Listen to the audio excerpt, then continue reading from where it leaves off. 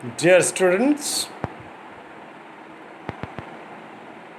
after a long gap, I have appeared in front of you just with another arrangement, that is a relative clause or adjective clause. Automatically, a question arises in the minds of the students: what is an adjective clause? First, you should know what is the function of an adjective. And you know from the basic level that the function of an adjective is to qualify either a noun or a noun phrase or a pronoun. That is, I want to mean that an adjective suggests the qualities, the characteristics, etc. of a noun, of a pronoun, or a noun phrase. Naturally, when a clause does the same job, that is, to qualify a noun or a noun phrase or an adjective, it is called an adjective clause or a relative clause. Why is it called a relative clause? Because it shows the relationship between the subordinate clause and the principal clause. Let us take some examples to be more clear and to construct complex sentence by using adjective clause or a relative clause. First example that I should take, you may write down as you usually do.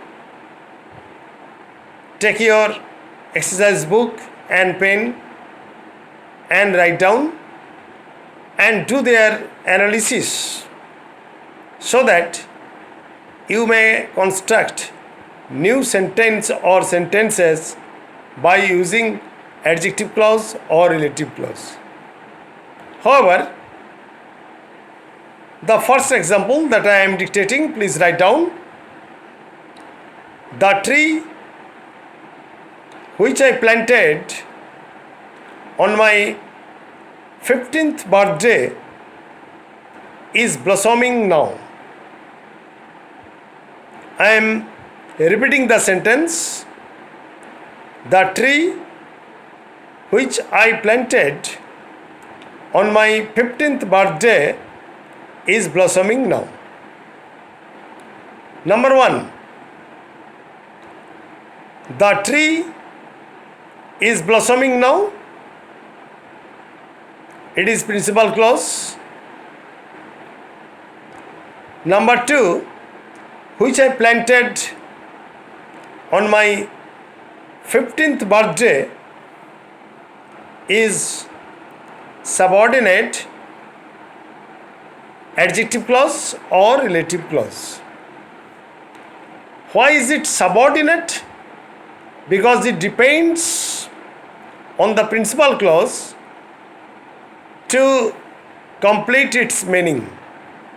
Without the principal clause, the subordinate clause cannot express its meaning. So it is called subordinate. However,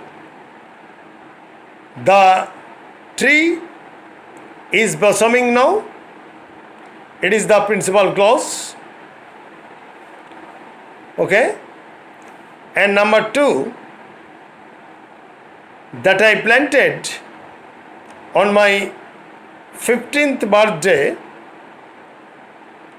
is subordinate adjective clause or relative clause, and qualifying the noun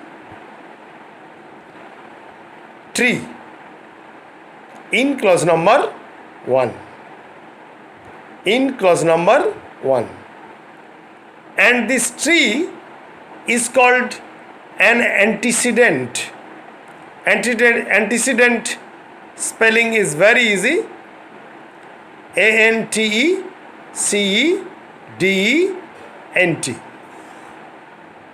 Then what is an antecedent? Antecedent is either a noun or a pronoun or a noun phrase that precedes the relative pronoun. That precedes the relative pronoun. Okay? Number 2. This is the grand house that was built by my grandfather. This is the grand house that was built by my grandfather. Now write down. Number 1, this is the grand house. It is principal clause. Number 2, that was built by my grandfather, subordinate adjective clause or relative clause, and qualifying the noun grand house. So grand house is an antecedent, and grand house is being explained or is being qualified by the subordinate clause. Okay. Number 3, please write down. This is the place. This is the place where the bomb exploded with a terrible sound. This is the place where the bomb exploded with a terrible sound. Number 1, this is the place, principal clause. Number 2, where the bomb exploded with a terrible sound, subordinate adjective clause or a relative clause. Qualifying the noun place. So place is being explained or qualified by the subordinate clause. Okay. Then take another example.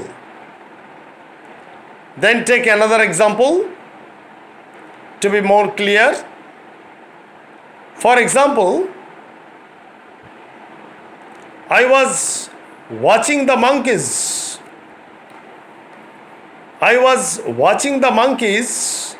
Which were frolicking in the trees. I was watching the monkeys which were frolicking in the trees. So number 1, I was watching the monkeys,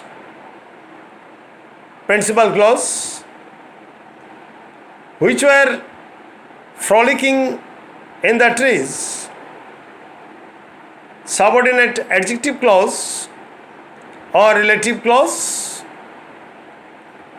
and qualifying the noun monkeys in clause number 1.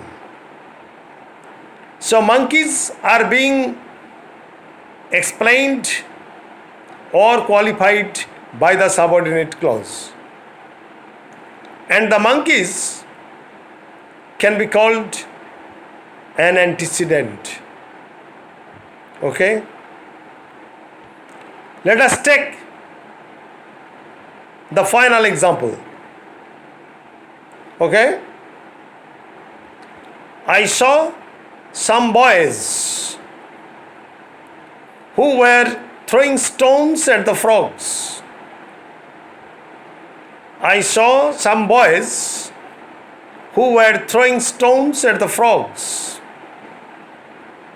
Number 1, I saw some boys, principal clause.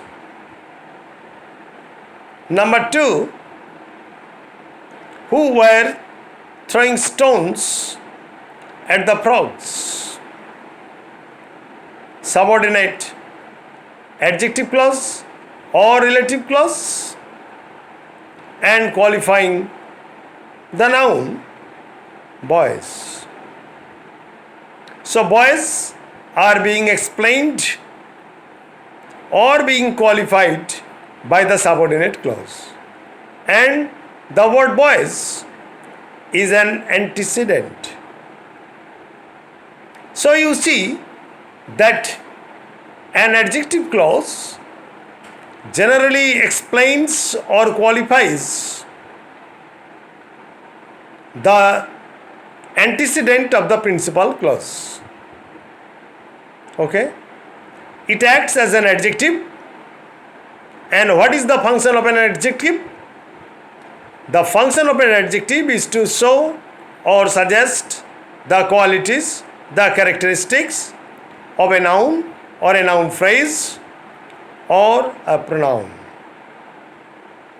And an adjective clause or a relative clause may begin with that.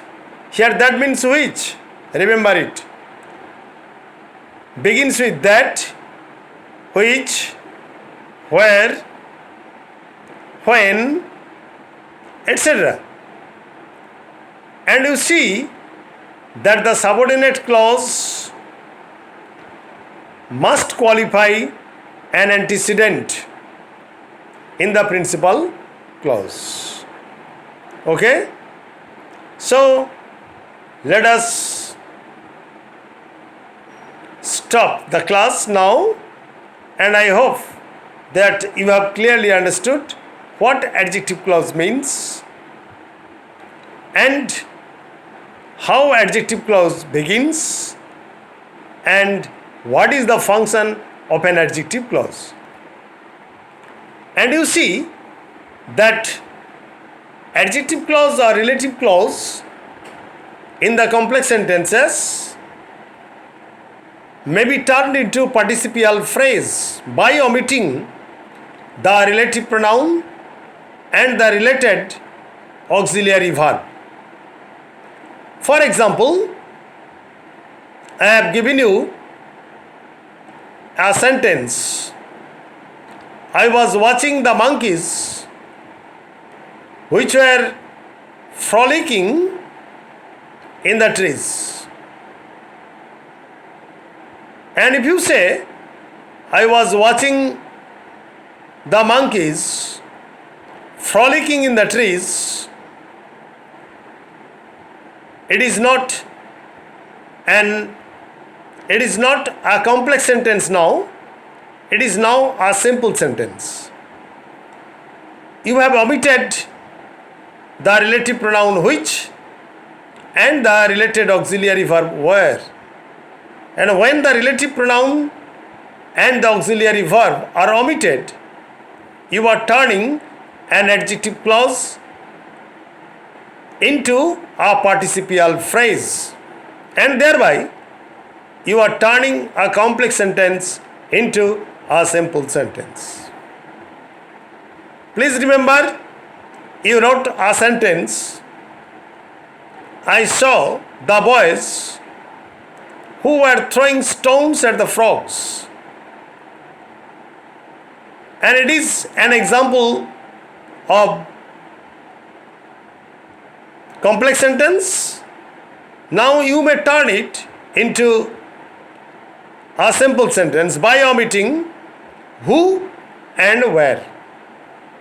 I saw some boys throwing stones at the frogs. So you are omitting who and where. So you are turning the complex sentence into a simple sentence.